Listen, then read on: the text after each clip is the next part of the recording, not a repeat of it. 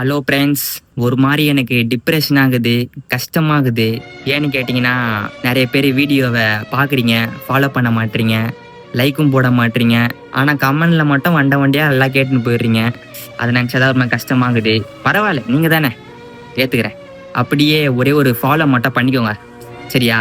அப்புறம் நான் தான் உங்க இன்னைக்கு நான் வளர்க்குற ஆம்ஸ்டர் தொட்டியை போய் லைட்டா எட்டி பார்த்தா தன்னந்தனியா சுத்தினு இருக்குதுங்க நம்மளுடைய ஃபீமேல் ஜெசி ஆம்ஸ்டரு. 2 வாரத்துக்கு முன்னாடி தான் நம்மளுடைய மேல் ஆம்ஸ்டர், அதாவது ஜேடி ஆம்ஸ்டர் செத்து போச்சு.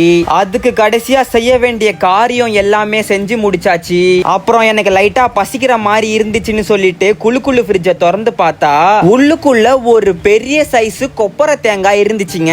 நம்மளோட பசிக்கு இதெல்லாம் சாப்பிட முடியாது. அப்புறம் நம்மளோட பல்லு ரொம்ப வீக்கான பல்லு. அந்த கொப்பரை தேங்காவை கடிக்கிறன் பேர்ல லைட்டா கடிச்சனா என்னோட எல்லா பல்லும் கொட்டிடும். அதனால அது எல்லாத்தையும் ஏற கட்டிட்டு குளு ஃப்ரிட்ஜை மூடிட்டு எதர்ச்சியா கிச்சனுக்குள்ள போனா இந்த நெய் டப்பா கிடைச்சிதுங்க.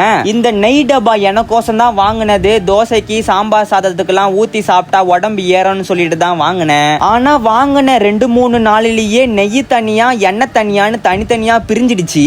அப்போதான் நான் கண்டுபிடிச்சேன், நான் வாங்கின நெய் டப்பா ஒரு கலப்படமான நெய் டப்பா. அப்புறம் என்ன அவங்க நல்லா ஏமாத்திருக்காங்கன்னு 400 ரூபாய் கொடுத்து வாங்கினேன் இந்த நெய் டப்பாவை நானு. சரி, அதெல்லாம் தட்டி விடுங்க, இது அடுத்த நாள் வீடியோ. அப்புறம் நான் இன்னைக்கு காலேஜ் வந்து நம்ம நண்பர்கள் கூடலாம் கொஞ்ச நேரம் உரையாடிட்டு நம்மளுடைய நண்பர் ஒருத்தவங்க புதுசா ஒரு சின்னதா ஐபோன் மாதிரியே இருக்கிற ஒரு டச் போன் வாங்கியிருந்தாங்க. அது லைட்டா பார்த்து முடிச்சுட்டு நம்மளுடைய சீனியர் அண்ணா கூட காடியில அப்படியே பானு வந்து பஸ் ஸ்டாப்புக்கு வந்து இறங்கிட்டேன். அங்க வந்து இறங்கினா அங்க மழை ஜோன்னு பெய்யுதுங்க.